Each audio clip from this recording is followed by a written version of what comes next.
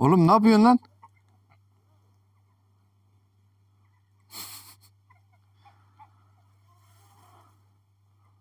Hadi eşle de tohumlu yumurtalar gelsin hadi. Yani bence de çok bekledi. Çobanlığını da kendiniz yapmanız lazım. Ya şşt, ne yapıyorsun? Bugün vitaminini aldı mı? Hayır Jackie. Kumdan, topraktan, gün ışığından, yeşilden, benim yaptığım gibi balya otlardan faydalanmaları çok önemli. Merhaba dostlar, selamlar, saygılar. Kanala ve videoya hoş geldiniz. Bugün çiftliğimizde harika bir gün var. Emeklerimizin karşılığını almaya başladık ve kazlarımız yumurtlamaya başladı. Hazır kazlar yumurtlamışken sizlere kuluçka için alınacak yumurtalara yapılması gerekenler ve bu dönemde anaçlara yapılması gerekenler hakkında biraz bilgi vereceğim. Aynı zamanda insanların beni biraz zorladığı bir konu var. Bu işi yapanların hepsi batmış, hepsi bir batağa girmiş ya da çıkmaza girmiş. Bu insanlar ne gibi hatalar yapmış, nelerde yanlış yapmışlar? Bunlar hakkında size biraz da bilgi vereceğim. Keyifli ve mutlu bir gün içerisindeyiz. Umarım bu şekilde devam eder. Bereketli, güzel bir dönem içerisinde oluruz. Çünkü verilen emeğin karşılığını almak kadar güzel bir şey yok. Ve biz de verdiğimiz emeklerin karşılığını almaya başladık. Şimdi ben yumurtaları içeriye bırakayım. Videomuza başlayalım. Güzel, harika bir içerik yapalım.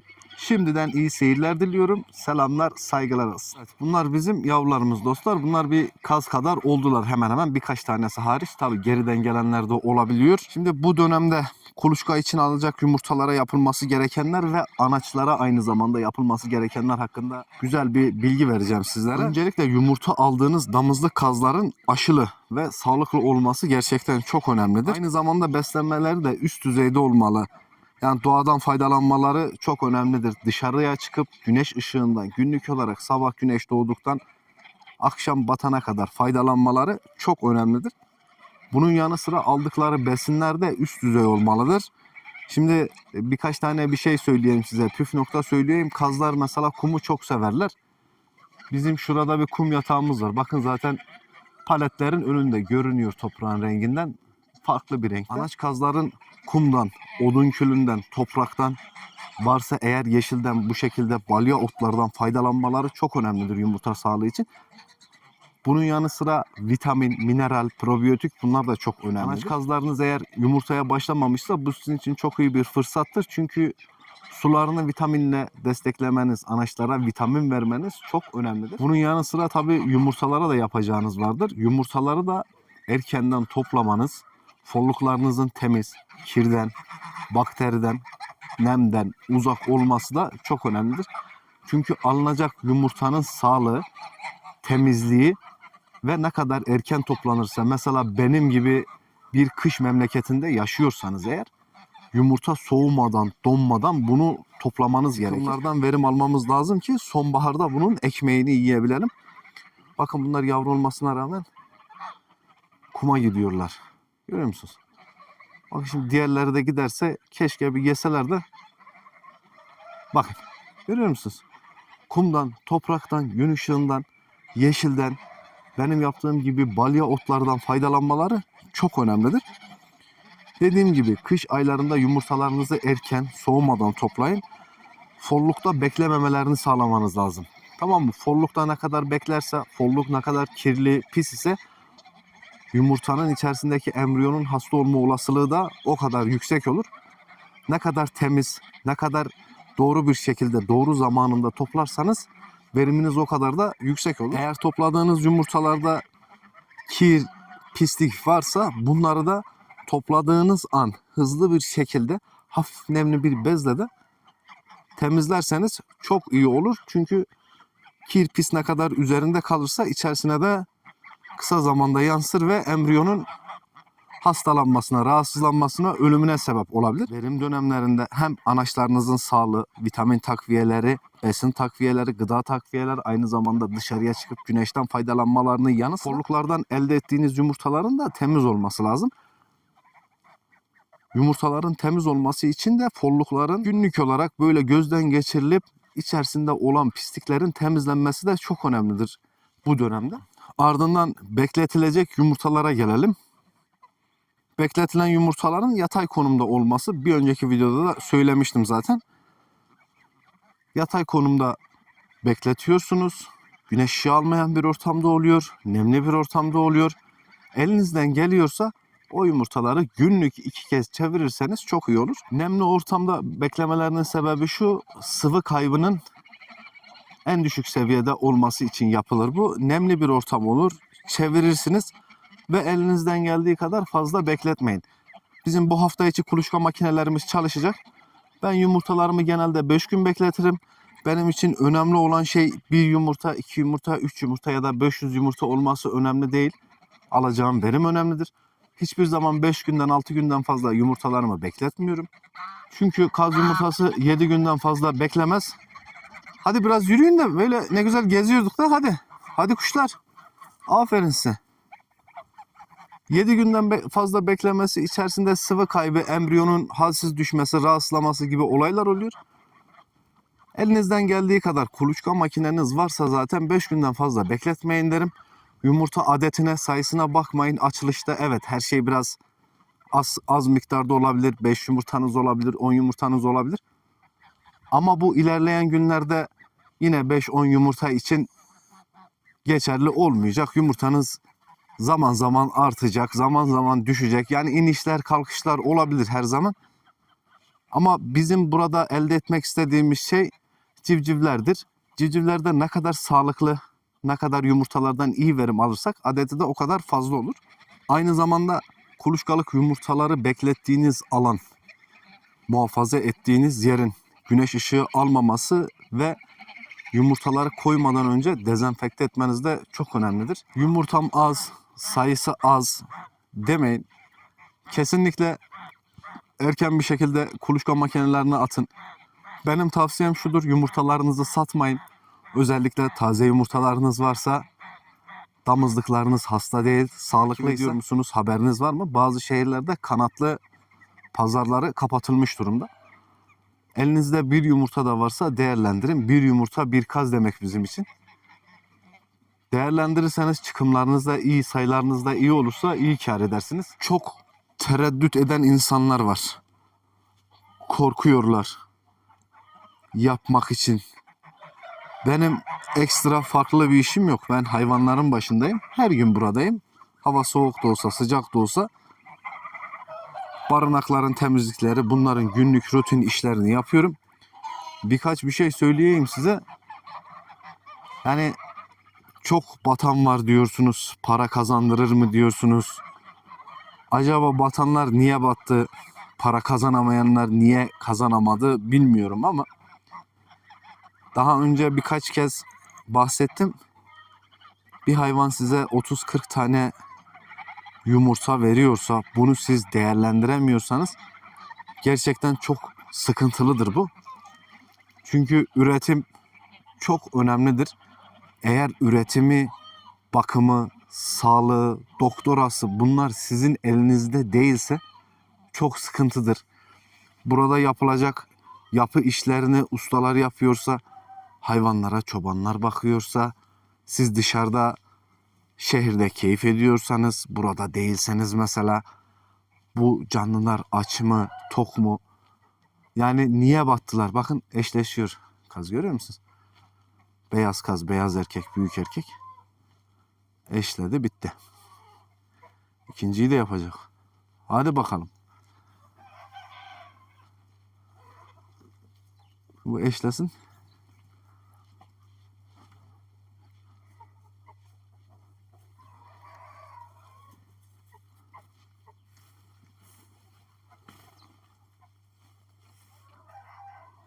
Oğlum ne yapıyorsun lan?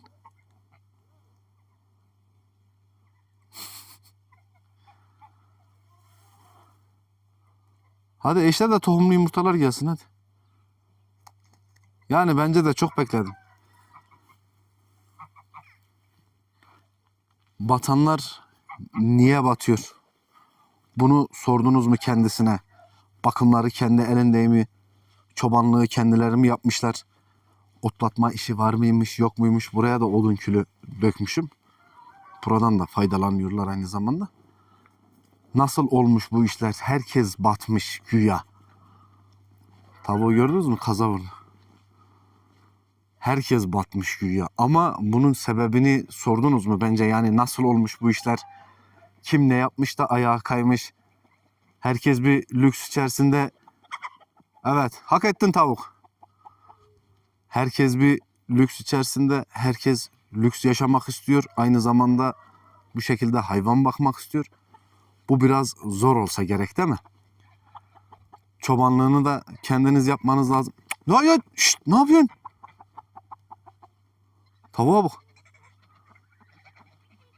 Asillikler işte. Çobanlığı da kendiniz yapmanız lazım.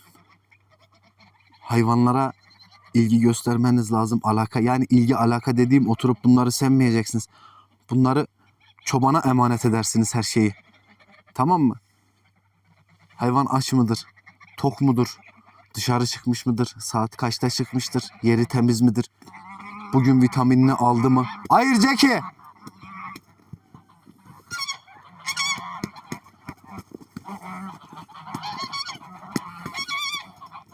Aferin sana. Az önce erkek kazlar kavga ederken Jackie ile Mini onları ayırdı. Şöyle bir şey söyleyeyim size. Köpeklerimiz onların içerisinde yetiştiği için biz erkek kazlara müdahale ediyoruz. Bu dönem eşleşme dönemi olduğu için birbirlerine zarar vermesinler diye. Bizim hareketlerimizde de köpeklerimiz öğrendi bunu. Artık herhangi bir kavga durumunda iki erkek kazın birbirine zarar vermemesi için onların yanına gidip ayırıyorlar. Bu kesinlikle zarar vermek için yapmıyorlar bunu, yani bunu belirteyim videoda. Bu onların işleri. Erkeklerin yıpranmasını, zarar görmesini önlüyorlar. Üstlerine koşarken de kesinlikle zarar vermek için değil de onları ayırmak için. Yani bizden gördüklerini, bizleri taklit ediyorlar biraz da. Mesela sakinken ortam, herkes sakin ve işini yapıyor. Hepsi burada.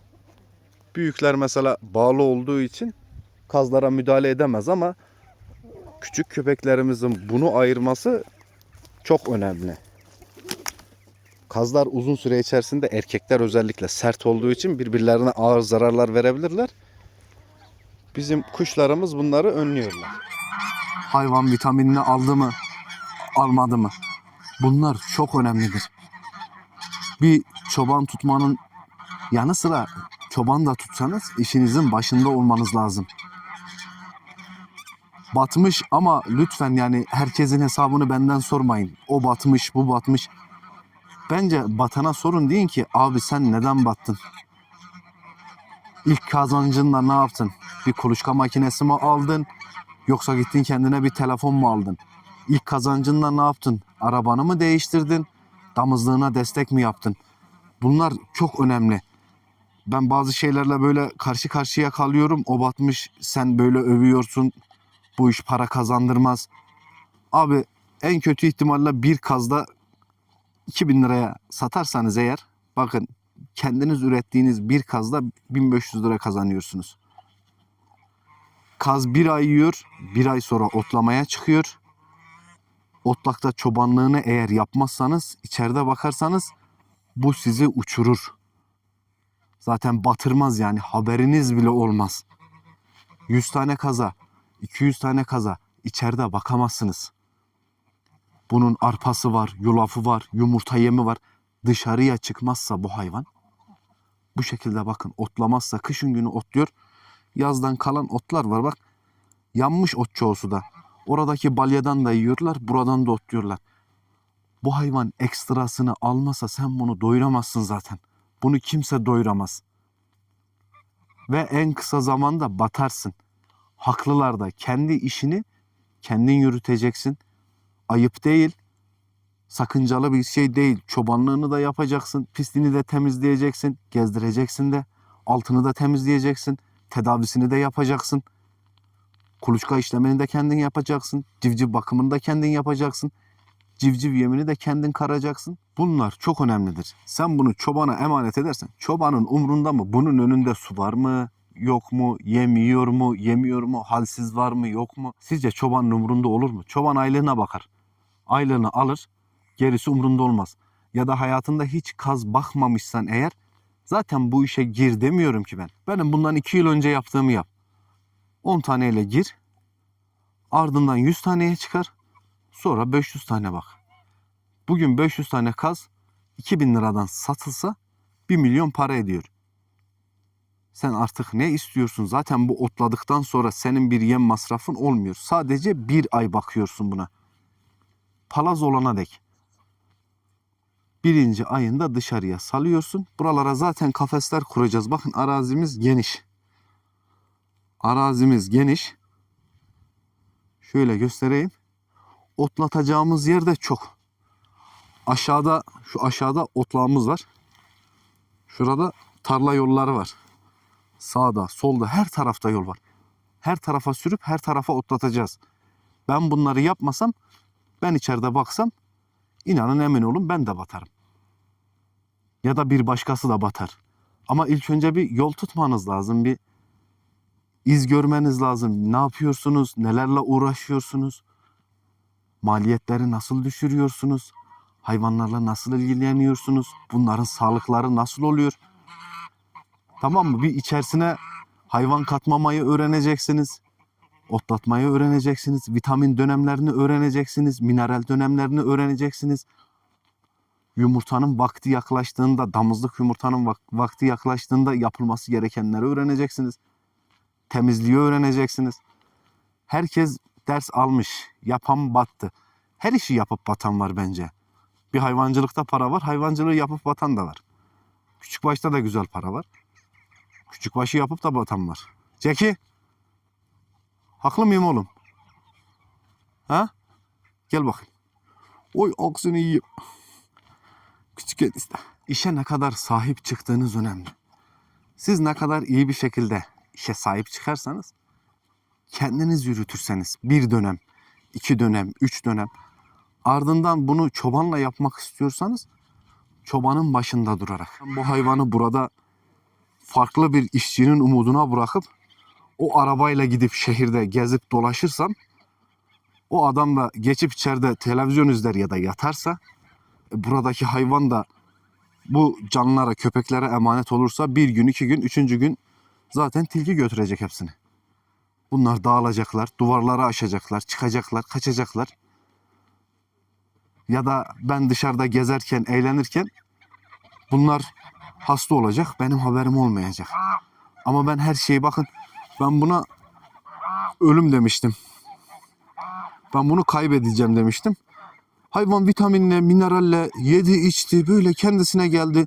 Tüy yoktu bundan 1 ay önce. Toparladı, canlandı. Ben başındayım, takip ettim. Doğru bir şekilde yedirdim, içirdim. Vitaminlerini verdim. Eksiksiz bir halde. Ama bir gün verdim, bir gün boş bıraktım. Bir gün verdim, bir gün boş bıraktım. Hayvan kendini toparladı, ölmedi. Kaybım olmadı. Ben buradan 6 tane de sattım. Burası 38 taneydi. 32 tane kaldı. Aşıladıktan sonra verdim. Kendisi seçti kardeşimin. 6 tane verdik bunlardan. Satmıyordum ama hatıra gömüldük. Ama ben her zaman o küçük olanı kayıp gördüm. Bugün gidecek, yarın gidecek, öbürsü gün gidecek. Ama düzenli beslendiği için, düzenli vitamin mineral aldığı için toparladı kendini. Belki yaşar, belki yaşamaz. Onu biz bilemeyiz. Ama emin olun bunlar başkasının umudunu olsa şimdiden çoktan hepsi, yani yarısı gitmişti. Biz mesela buraya 6 kayıpla geldik. 44 taneydiler. 6 kayıpla geldik. 6'sını sattık. Her şey bizim kontrolümüzde oldu. Ben bunu buraya bırakıyorum. Gidiyorum. Lüks peşindeyim, eğlence peşindeyim. Yani işin açığı bir sorun. Deyin ki abi niye battın? Ben bunları buraya bırakıp lüks, eğlence, şamata, force peşinde olursam emin olun zaten burada 2 güne bir tane bir şey kalmayacak. Ya ben batacağım, ya benim ortağım mesela çalacak, ben batacağım. Onun için sorun, deyin ki niye battınız? Şimdi biraz da benimle böyle çok tartışınca ben de tedirgin oluyorum. Ya diyorum ki acaba insanları kötü bir yola mı teşvik etmeye çalışıyorum? Halbuki ben işimin başındayım, öyle bir şey yok. Çünkü ben yapıyorum işimi.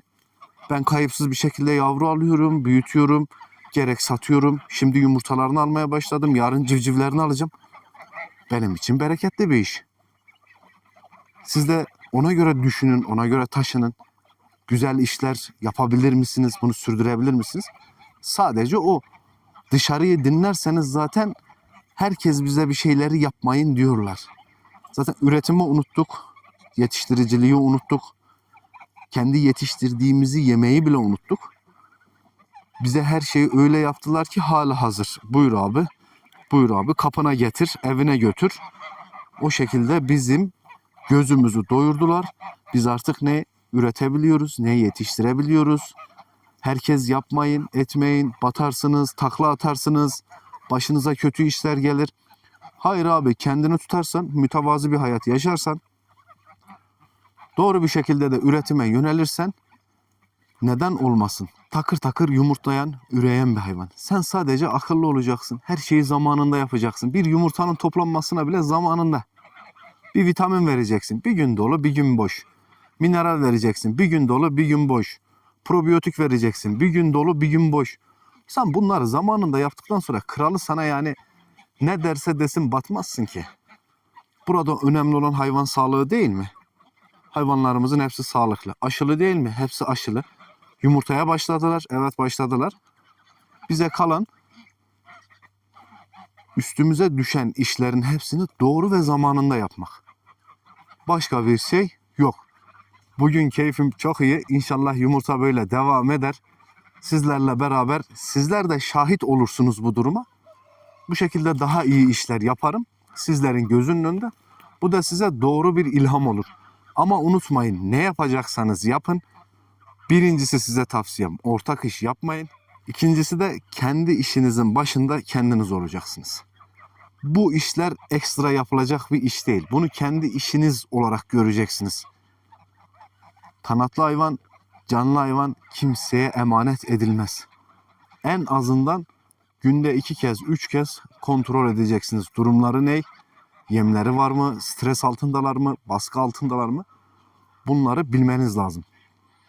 Şimdiden iyi seyirler diliyorum. Bir sonraki videoda görüşmek üzere. Selamlar, saygılar olsun. Sağlıkla kalın.